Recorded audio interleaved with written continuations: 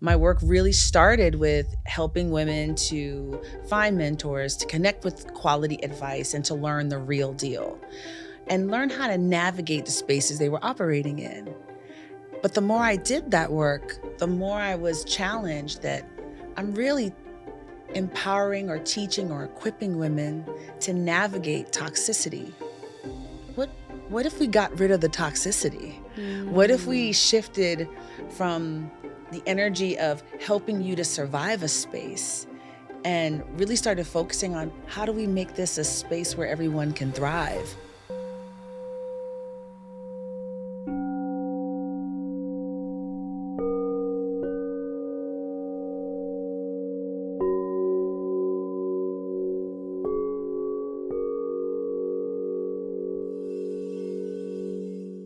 Welcome to Deeply Well, a soft place to land on your journey, a podcast for those that are curious, creative, and ready to expand in higher consciousness and self-care.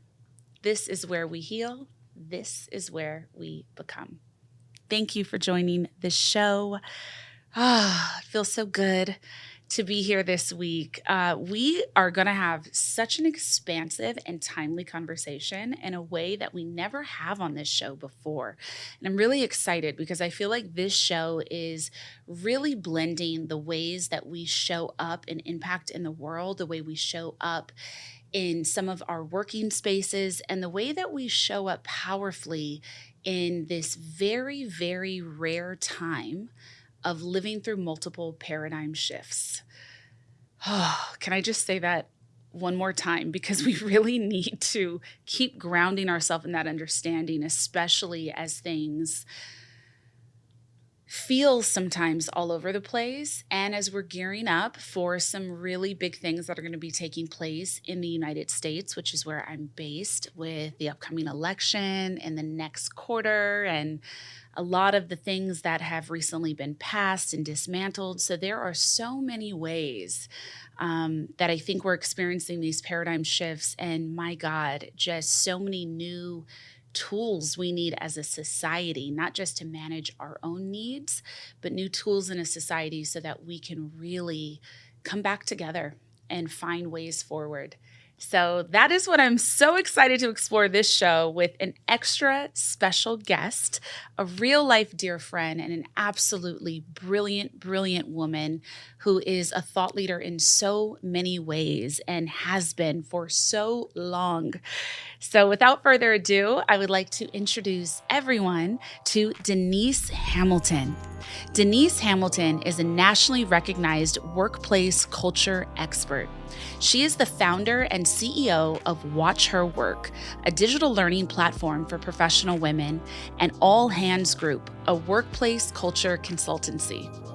An in-demand speaker and facilitator, she has consulted for and presented to dozens of Fortune 500 companies, including GE, Apple, IBM, Shell, BM, and Meta, among others. Her thought leadership has been featured in Harvard Business Review, Morning Joe, Fox, Bloomberg, SB, Newsweek, and she is a regular contributor to MIT Sloan Management Review. And her first book, Indivisible, is available now everywhere books are sold. Denise's book, Indivisible, again, it's available everywhere books are sold. Indivisible, How to Forge Our Differences into a Stronger Future. This book helps readers unpack their preconceived notions and reimagine a world that's better than just inclusive. In her groundbreaking debut, she challenges readers to move beyond current notions of diversity and inclusion to build communities, workplaces, and relationships that live up to that word. While the book has a focus on business and leadership, the lessons within can transform our professional and personal lives. Welcome to the show, Denise. Thank you so much for having me. We were actually, I have to remind everyone, we were blessed with your presence. Probably 2 to 3 seasons ago, you joined me on the podcast, and we had a chance to really go deep into so much, especially that was happening in that time. So anyone that has not heard that episode, just within Apple, within Spotify, scroll back a couple seasons. And after you listen to this one, please check that one out too, because there's just so many gems. But first of all, I mean, congratulations on this incredible body of work. Ah, thank you so much. It's important, right? And when I sat down, I've thought about writing a book for years, and I didn't know that I was ready, that I had something important to say yet. And this book, I'm really proud of it because I speak very clearly in it, very simply, and try to give people the tools to be the fullness of what's possible, right? I think there's so much negativity of what you can't do and what can't happen and what doesn't work. And we forget so often that we're so powerful and so capable. And I wanted to capture that in this book. I'm going to do a little dip back into the past. So Denise and I, we probably first met. We don't do numbers. Okay. It was a time long, long ago. But we were both at the time living in Houston, Texas. Shout out to H-Town. And I remember, when we first connected, we were both speakers at this event. And I think it was like a women's event. And I know that we were doing it with like a big brand. And it was a really, really, really special night. And I just remember the two of us were both on stage and we just hit it off like immediately. And then we locked in like for a few years and we were both there in Texas. And I remember both of us around the same time and said, I don't want to date it, but I kind of have to. I need to timestamp it. But just like no one listening, do math. This was probably maybe 2014, 2015, 2014 for sure. And I remember at the time, both of us were doing what we knew as our work at that time, right? Like we were both doing incredibly well. We were both kind of leaders in our space, and we were doing work that I think definitely led to success and utilized a lot of our skill sets and a lot of our gifts. But both of us were kind of secretly and privately really diving into so much more. And we had, these kind of internal worlds and ways that we were seeing the world and ways that we were interacting with the world that we weren't seeing anywhere else. And I remember in that time, I think this is like right before co-working kind of like became a thing, we just started co-working and we didn't quite... I think we made it cool. We made it cool. We didn't quite know what we were building at the time. I mean, we did, but it was still so unknown, right? Your focus was absolutely watch her work. And it was absolutely about like getting more than, this is the way I experienced it, more than surface level advice to people. And that's what had really started brimming to the surface. Everything was about like a catchy Instagram name and then just kind of like reposting a lot of quotes that were inspiring. And that was like, whoa, and it was like, both of us were like, yeah, and I think because we had been so deep in our careers and lives, both of us were like, yeah, but that's not really going to get it done. Like, I get it, and it feels motivating, and it's giving people this kind of faux empowerment, but it's not actually something that drives your life forward or kind of gets the roots of your work into the ground, into the core. And so we used to meet up at your house, at my house, at coffee shops. And at that time, I was building my first wellness company, which was Karma Bliss. And I had just become a meditation teacher. And, so we were I feel like we were living these secret lives. Like it was work by day. And then it was these other things that we were really trying to build and understand and find the way we were going to get our gifts out. So we'd be there and we'd be building and, so it's incredible. Now we're recording at this moment in LA. It's just incredible to be together, a decade later and everything that's transpired in between that. So I have to call that out because I think it's the thing that's really interesting to me. And we're going to dive into the book, and I really want to actually read this book summary. And I have so many questions, but the thing that is really interesting to me when I see the evolution of your work, and especially from Texas, which in the last few years has really changed legally, right? Like it's really changed in a lot of ways in terms of what the children of Texas can be exposed to in schools, what women can do with their bodies, how we can make decisions. And so, when you were first kind of in those spaces, something that you were doing before we started utilizing these terms that we now know, like diversity and inclusion, is you were going into a lot of these spaces that were mostly white, and you were having really hard, deep, evocative conversations with leaders that were primarily men in these rooms. And so I'm just curious, as I walk us towards your book, first tell me a little bit about Watch Her Work, about your vision for it, and how you started approaching this work that eventually led you into this entire ecosystem and philosophy in Indivisible. Yes. So when I started Watch Her Work, it was really about empowering women and equipping them legitimately. Because to your point, there was a lot of you go girl, Oh my hashtag God. girl boss. There Oh was my a lot God. of that energy, but it wasn't like I slept with John in accounting and he's telling everyone, what do I do? Like nobody had real advice that was really actionable. And I had throughout my career been in all of these spaces where I was seeing that all the little 5 steps to do this and 3 ways to do that, it just wasn't applicable to actual success and actual escalation in these different environments.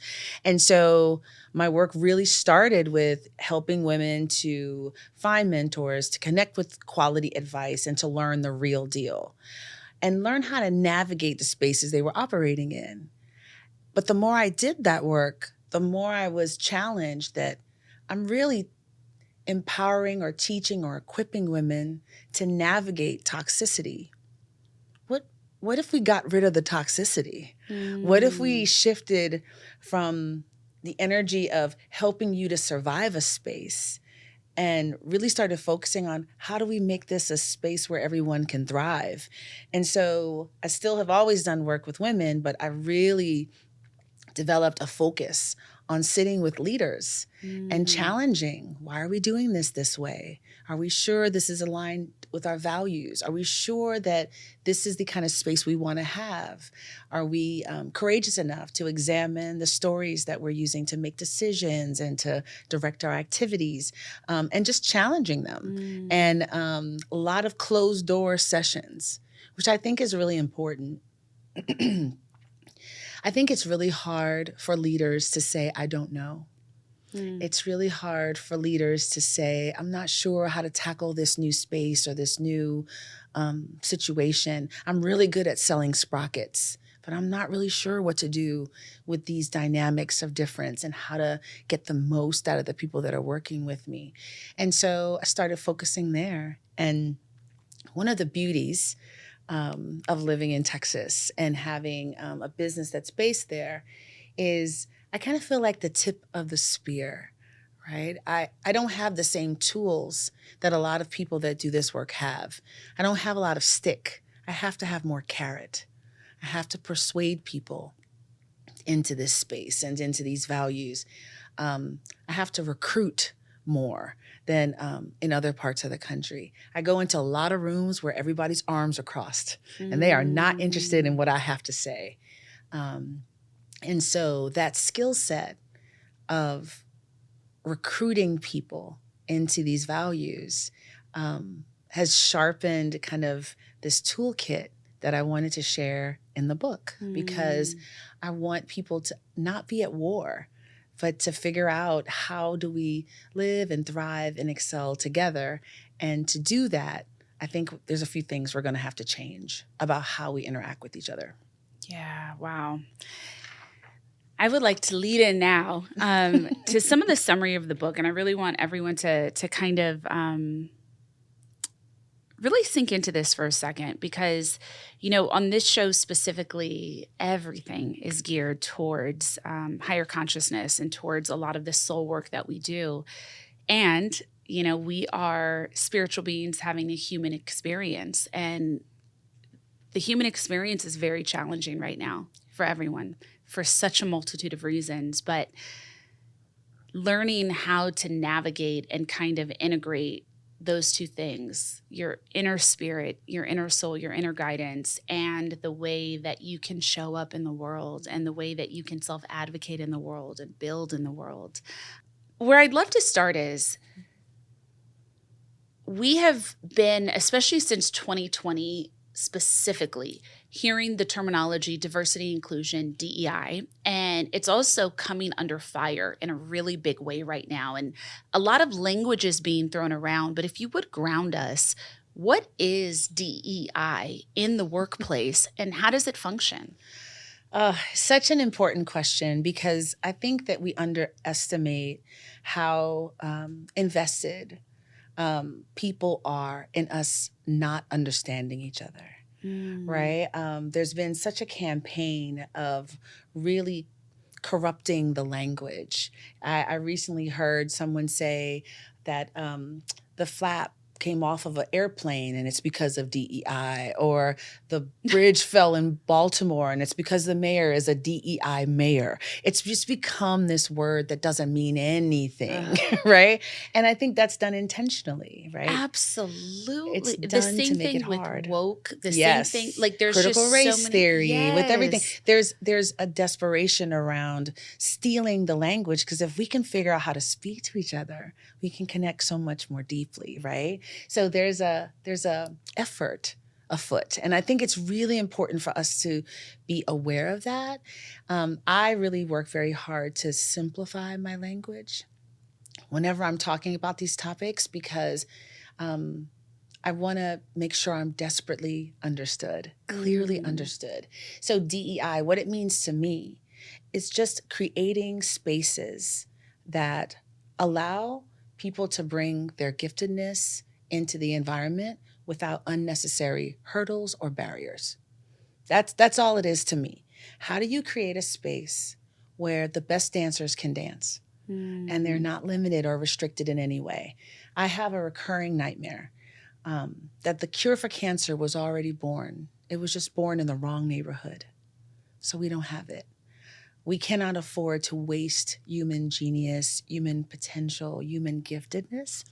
And so what DEI seeks to do is to create access points and entry ramps for every single person to do what they were put on this earth to do, right? And any company, any organization, any country is only amplified by that, right? When we give people a chance to be the best version of themselves, we all thrive. We all benefit from that. That, to me, is what DEI is. And unfortunately, you mentioned the backlash. And in a way, I've always expected a backlash. I believe in homeostasis. If you remember this from ninth grade biology, when you have a cell, the cell kind of lets water and nutrients in and lets waste and toxins out. Anything to keep the cell average, normal, regular. Your body does the same thing. When you're hot, you sweat. When you're cold, you shiver. Anything to keep you normal, average, regular. Well, I believe every system in the world is like that. And when you're trying to create real, palpable, significant change, you better believe the forces are going to gather to push you back to normal, average, regular. It takes a almost supernatural commitment to push yourself to do something new. There's nothing more incredible than someone who's willing to do a new thing. And so we expected this kind of pendulum to swing back, right? We knew that there was going to be a resistance, and there was going to be a leveraging of power to push us back to the good old days.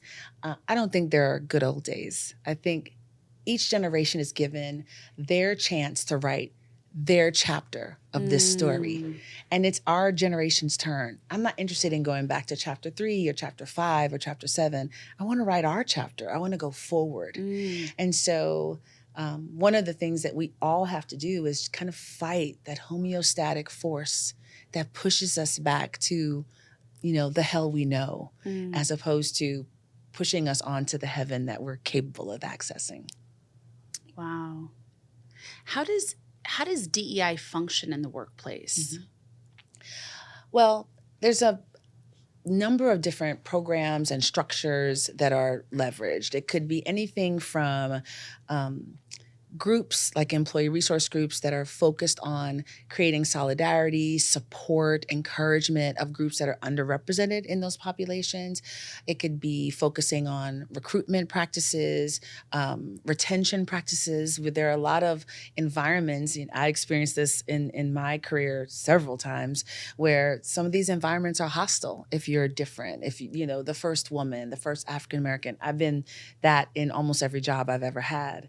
And so the DEI structures within organizations really try to support employees that are non-traditional for whatever reason to thrive in those environments, as well as training leaders on how to best support them, develop them, and make sure that they're allowing the story to change, right?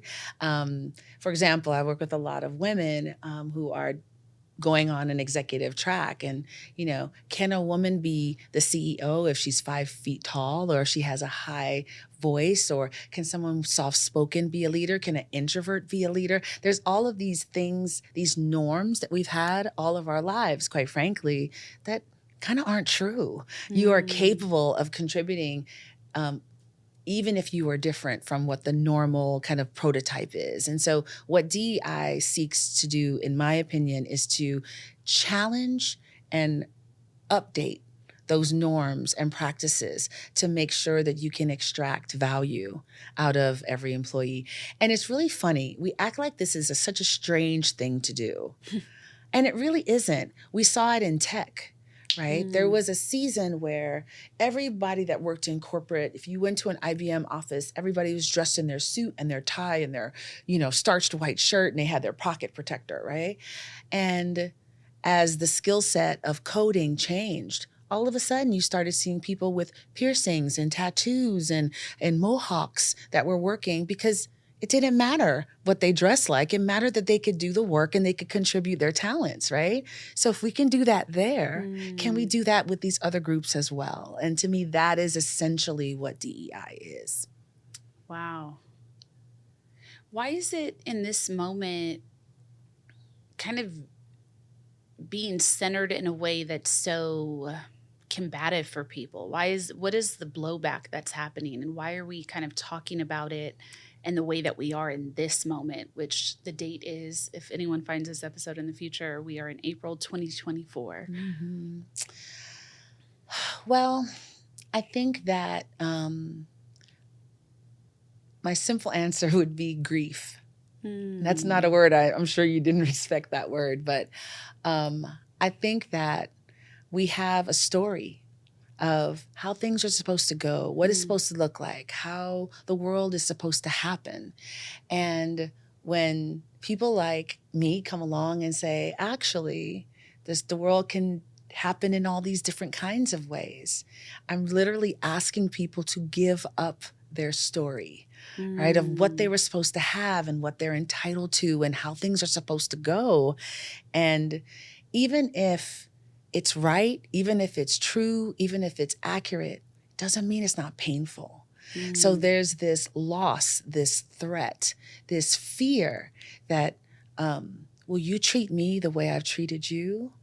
Will I have a space here if we make these spaces truly, what does equal mean? And there's a feeling of indictment, right? If someone comes and says, hey, we can do this better, do you have the capacity to see it as, okay, let's just improve? Or do you process it through an indictment and a failure of what you were doing before this conversation, this intervention. And so everybody wants to be the hero of their story. And when they get feedback that says, you might not be the hero of this story, or this didn't go exactly the way you thought it went, and you're not really supposed to get that just because you think you're supposed to get that. Those are difficult messages to embrace.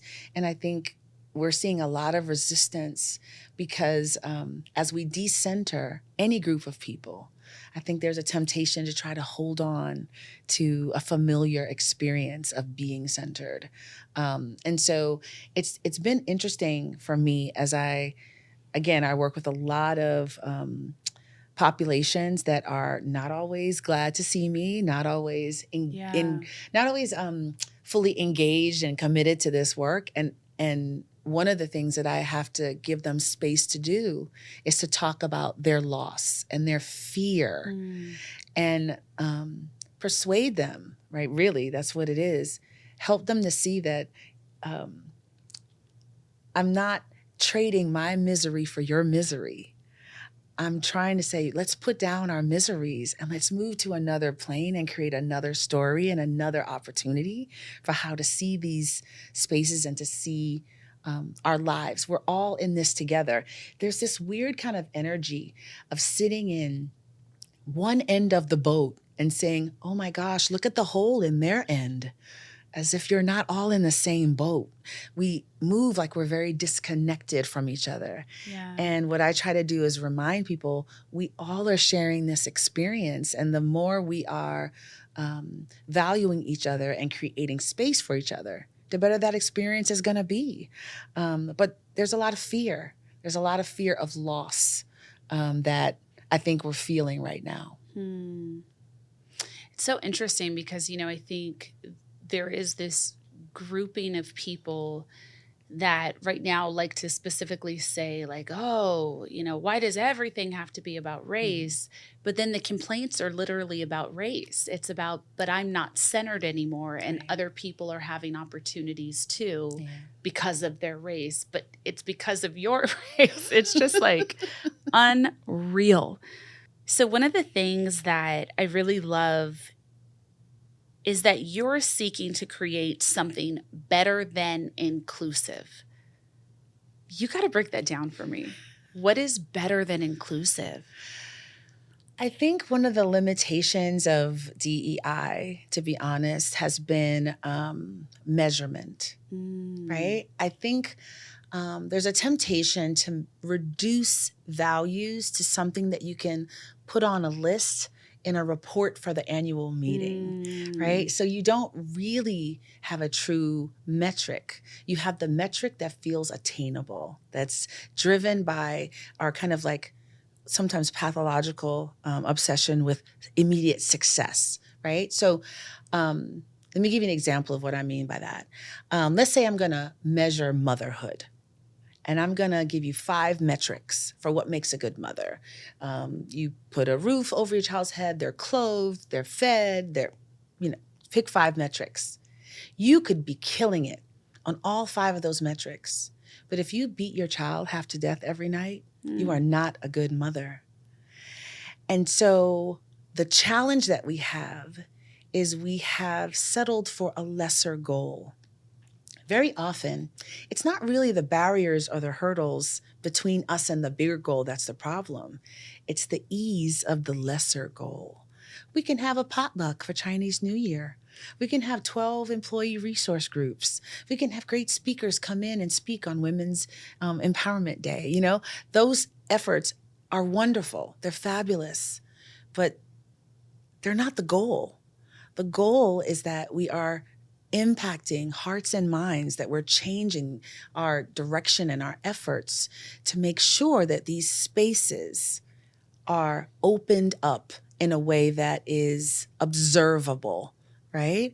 And so as we kind of look at how we approach our work, I guess for me, I wanted to replace a big value, a big target, a big dream. And for me, that word is indivisible. Here's a word that every American school child says. I don't even know how many times I've said it in my life. It's in the Pledge of Allegiance. And nobody knows what it means. Yeah, I literally was going to say, and so what does it mean? Is it like undivided? For me, it's seeing the value, the worth, the beauty, the power of each individual component and that coming together. I believe if you can be indivisible, you can be indestructible, right? And the best example, like the metaphor that I use for this is the human body. The lungs and the brain don't argue. Which one of us is important? It understands both are important.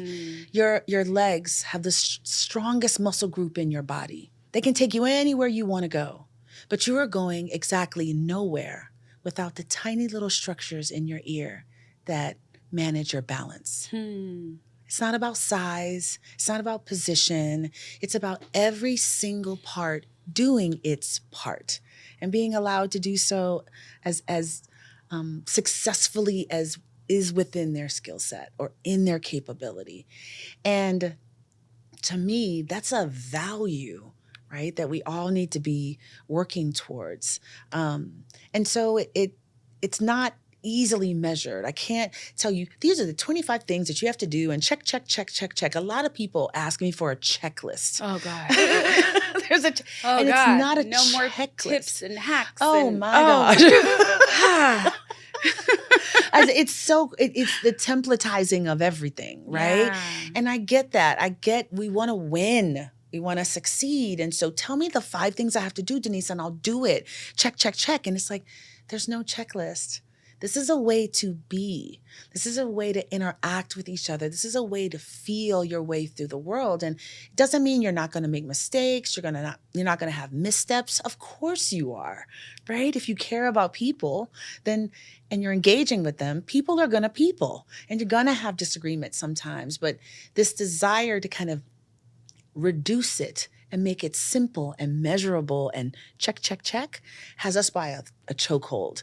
And so when I was thinking about what I wanted to name this book, I wanted to give us a better North Star, a higher target of what we're here to accomplish. Oh, that's so deep. And it's so deep in so many ways. I love the analogy about the brain and the heart and arguing about who's more important. And it's really just understanding everyone is equally important and valuable, and we all have to operate in unison for the greater good, for the bigger goal, for the functioning of this body. And to what end? Like, there's no winning, right? Like, if your brain was to battle your lungs, if we lost either of those, we're out of here. Right. We're gone. And you definitely are not operating at your maximum functionality if you have whole parts of you that are underperforming or under-equipped. Yeah. Right? And that's how I want people to think. Like, we will all do better if we focus on this goal, right? Instead of seeing this through a lens of loss and what you have to give up and what sacrifices you have to make, right? Why don't we see it as this is the way we kind of evolve? And, we talk a lot about AI and how what it means to be human is literally being redefined right before our eyes. And to me, this is so it. Real. This is it. It's do we have the ability to connect with each other, to create together? Do we have the ability to create space for human ingenuity to take us to the next level? And I think if we don't do that, the machines will out-human us, right? And so I think I want us to really remember what it means. And maybe we never knew, right? Yeah. That's another thing of looking into yourself and really thinking about, how do you think about the people around you? Who's important and who's not? How do you think about hoarding opportunity? How do you think about the spaces that are created for us all to operate in? How do you think about it all? Yeah. Oh my God. So I have so many roads I want to go down with this exact moment that we're at. And one of the things I really feel called to call out, and I would just love for you to kind of expand with your philosophy on this, like what you're speaking to, this hoarding of opportunity, this like we are in such a moment and such a society. And granted, like this has always been the case, especially for the vast majority, but we're seeing it now in a way that permeates every moment of your life because of social media. Yeah. Whereas before, you'd go to work or you'd go to school and you'd come home. So you had all these different pockets of reality that could kind of balance each other out in some ways, right? Like I'm born in the 80s, so I remember some of that. I remember some of how life used to feel, but there is something I think about so much, Denise, is this culture of validation that we're in right now and how dangerous it is. And the way that I view it is everyone is searching for what they may not have received from their parent or authority figure. This idea of unconditional love, this idea of really seeing you and celebrating you. And now everyone is requiring it of every person they know and everyone in the greater world. And it's like this need, this empty void that can just never be filled. Like the expectation is that everything is you being seen and heard. Everything and in the way you want to be. And in the way you want to be, which is a really important distinction. Yes. Mm-hmm. And that everything is this celebration. And so it's like even with work, and I think about, watch her work here and the kinds of advice that the deepening of the layers of advice that you have been giving women access to, we have to really challenge this idea that we have to always be supported and celebrated and validated by everybody just because we want to be. Mm-hmm. And especially in the sense that I think so many people are expecting so much more than even their parents could provide by people that know them in such small ways, and it's such a validation addiction and it cannot end well. Yeah. There is no way that it can end well. And I think people are looking for celebration, especially in the work capacity, in the wrong moments. I think there was, to a certain extent, there's a grouping of people who do need a certain amount of motivation and feedback to kind of get going, right? Motivation and inspiration are two very different things that stem from two very different places and that kind of nourish you in two very different ways. And something that we noticed 10 years ago when we were talking about, that kind of go girl boss culture that I think really has done such a disservice to the way we go about the work of our lives.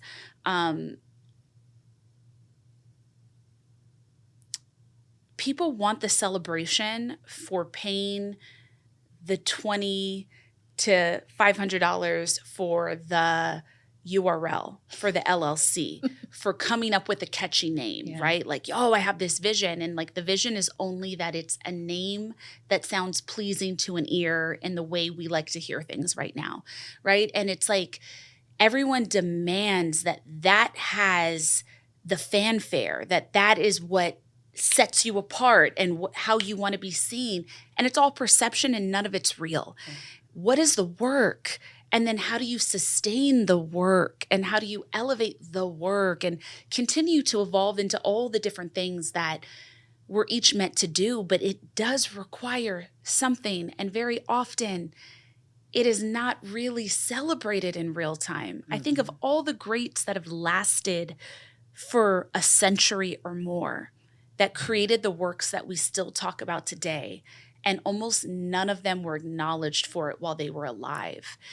And to me, that serves as such a powerful guiding force in my own life to just say, and please let me just say, I'm so grateful for everyone, profoundly grateful for everyone that connects with my work, for everyone that lets me know how deeply my work impacts their lives. Like, I thank you. It means the world to me.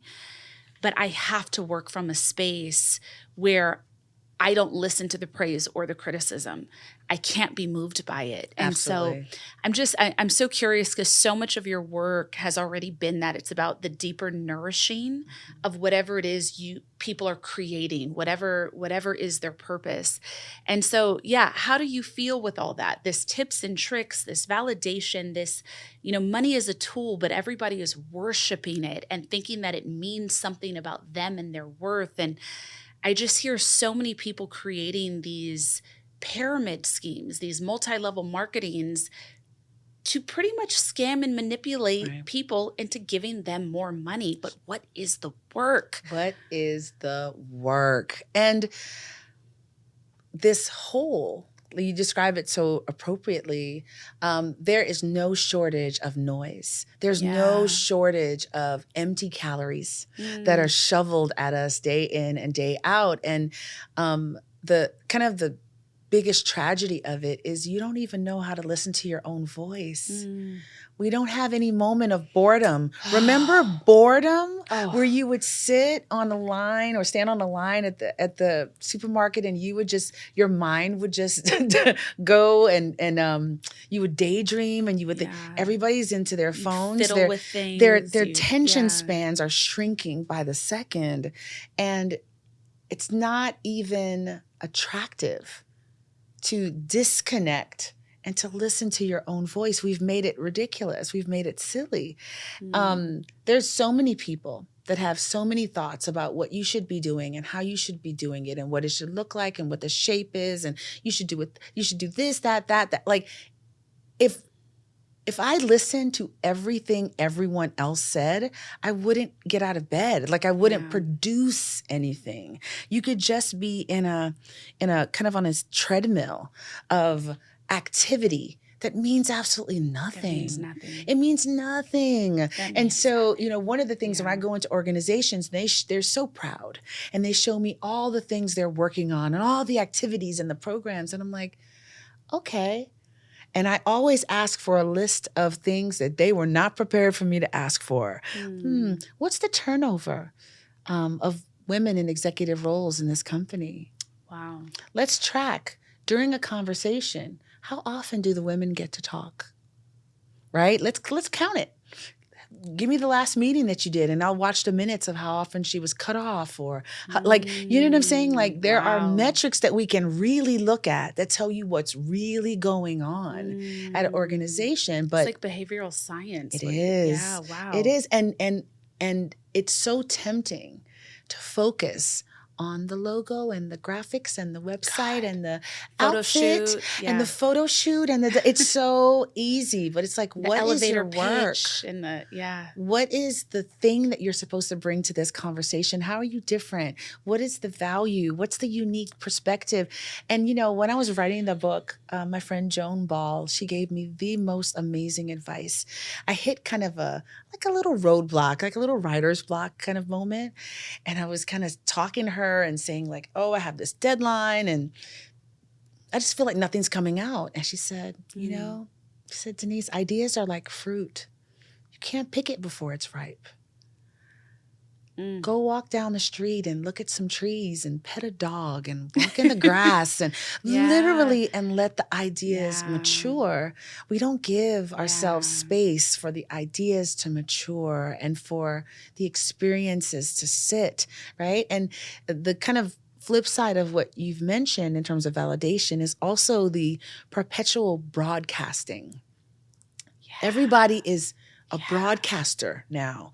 And that's amazing in a lot of ways. The democratization of access to share your voice and to add to the greater dialogue is incredible.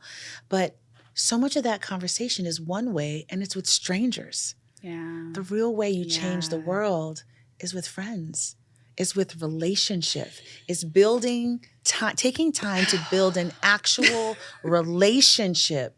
Then you can talk to each other and have some impact on each other. But we're satisfied with this calorically empty communication that doesn't mean anything.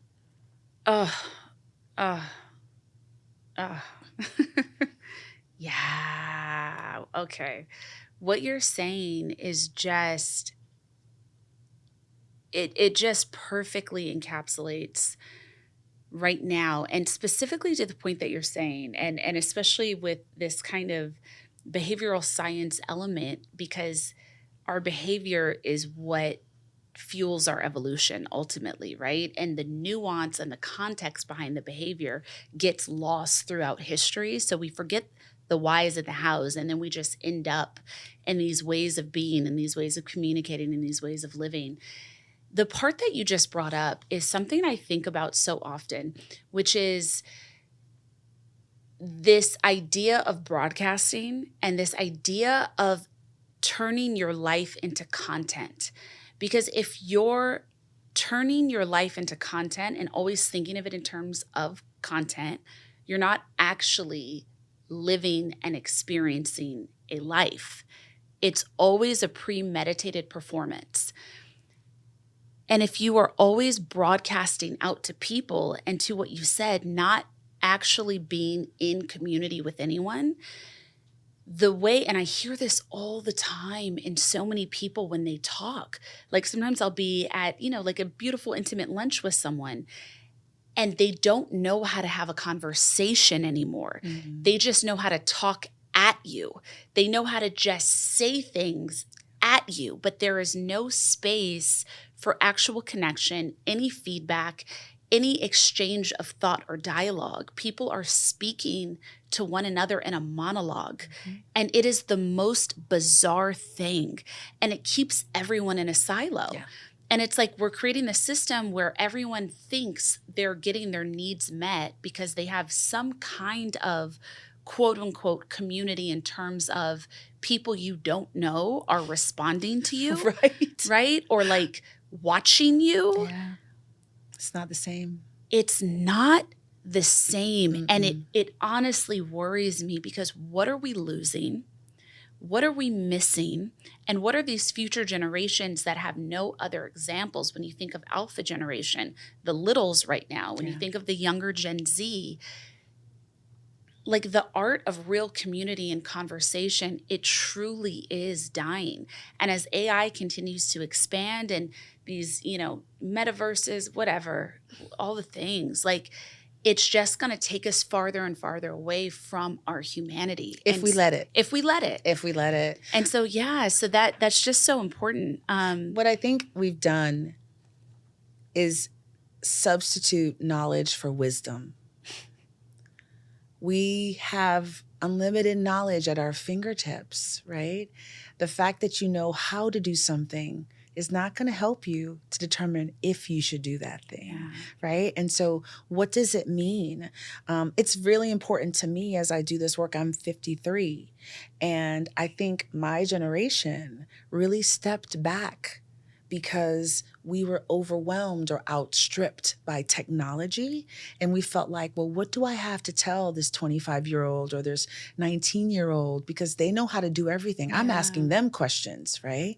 But knowledge is not the same as wisdom. And the call to action that I always give to people in my age group is get back in the game. Sit with the young people in your lives and have real conversations. Yep. Teach them how to be patient and how to interact and how to, make a phone call. I had some interns in my office and I asked one to make a phone call and she started crying.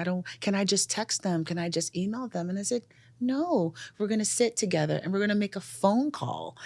In a million years, I would have never thought that would be a problem. But that's where we are. And in this broadcast kind of culture, we lose something incredibly important, right? In communication, I have my story and you have your story. And if we talk, we have a chance to create a bigger story, a shared story. But if it's just broadcast, I keep my story and you keep your story, and never the twain shall meet. And so it becomes noble to be stuck in your stance and firm in your position. It's not valuable to seek compromise and to move the ball forward. You get more points, more likes, the more extreme and more angry and more hostile you are. And so it's this perverse disincentive to find solutions. I had this in my own life. I grew up in Brooklyn, New York, right? And, guns were a big issue for me. I believe strongly that we have to have some kind of gun control. We have to protect our children. They can't be getting shot at school. Like, what is this argument? And then I have a friend of mine who lives in Wyoming, and law enforcement is an hour and a half from her house.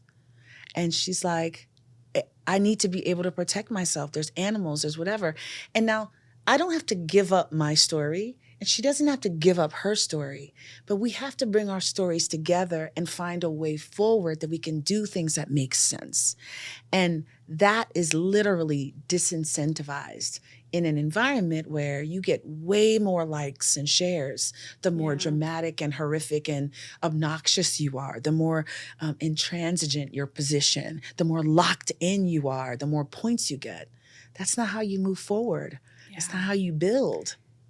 And what do you really get for that? Right. And I think that's the thing, back to Validation. These points that we've been, making this whole episode is like, what is the actual value? And like, what is the value in your life and in your life long term when you think of the span of a human life? Like that piece that you said about just kind of getting caught up in activity. And then all of a sudden you look and you say, what was actually accomplished with my life? And that doesn't mean necessarily material or like worldly success. It's not saying you have to have this title or this thing as an accomplishment, but like what shifted in you as a being, right? Like how did your soul advance in Whose this life lifetime? did you touch? Yeah. Who did you save? Who did you help? Who did you help? How did you change the world? How is it better because you were here? I just don't think it's by humiliating other people. No.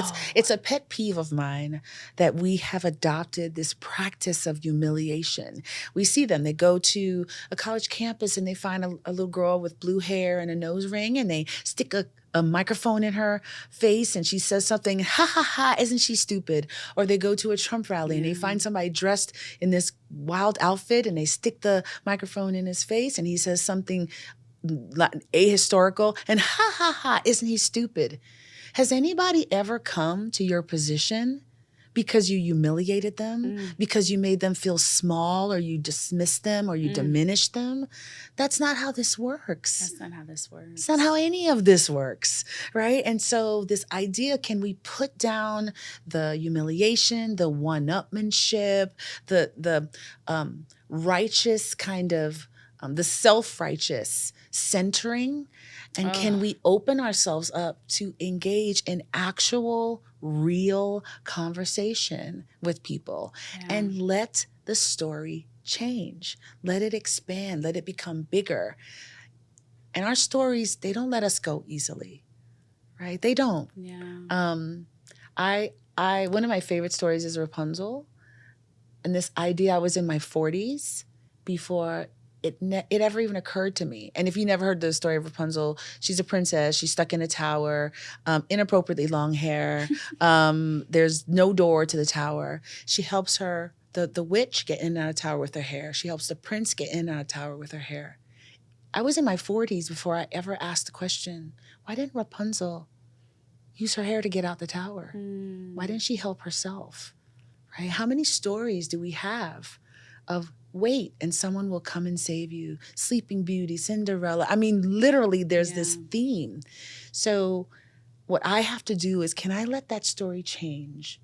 Can I step into my power and what I'm capable of doing? Because a gift has been given to me, for me to do something with that. And I think it's really hard to give up our stories because they tell us who we are. They tell us what the bad guy looks like and who gets to live happily ever after. They give us order to our lives, but a lot of our stories are broken. A lot of them are incomplete, and some of them are completely untrue. Yeah. And so the work that we have is examining them and having the very necessary courage to let them go when they don't serve us. You know, one of my terms I have purged from my life. As a Black woman, I have to work twice as high and jump twice as high. I have to work twice as hard and jump twice as high. No, I don't. I'm enough. I am enough just as I am. So we have all of these messages, sometimes given to us with great intention, sometimes with not such great intentions. Do we have the courage to examine them and let them go when they don't serve us? Yeah. Yeah. Yes. Denise Hamilton, please connect with her on watchherwork.com and tell all of the women in your life about this. And please go get this book, Indivisible: How to Forge Our Differences into a Stronger Future. Denise, I'm going to leave this episode with soul work that you recommend in the book. So one of the things that you urge everyone to do in your book is to re-examine long-held beliefs and habits in order to dismantle the societal hierarchies and build truly close-knit communities.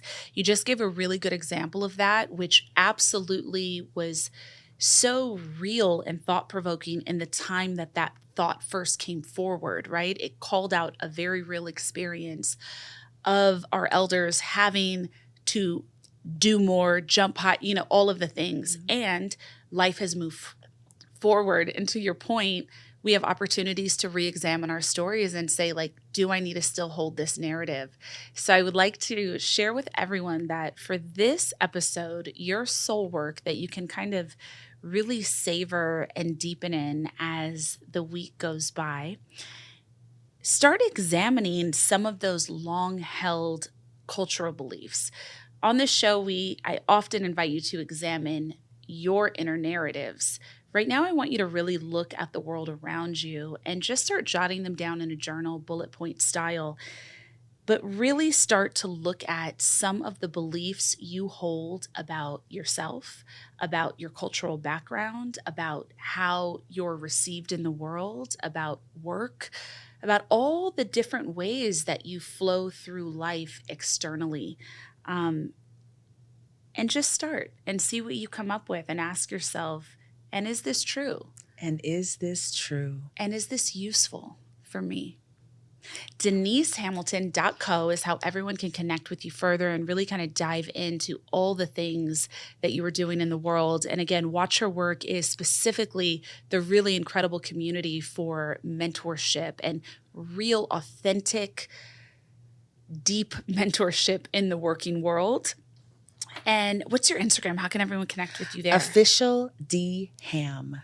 Official D Ham on IG. In all the places. All the places. Indivisible. Get that book today, and get that book for someone in your life as well. This is really something that you can sink your teeth into that's going to be really giving you so many thought starters, very thought-provoking. And so get into dialogue and actual conversation with another as you explore some of these themes. Denise, thank you so much for joining us. Thank you so much for having me.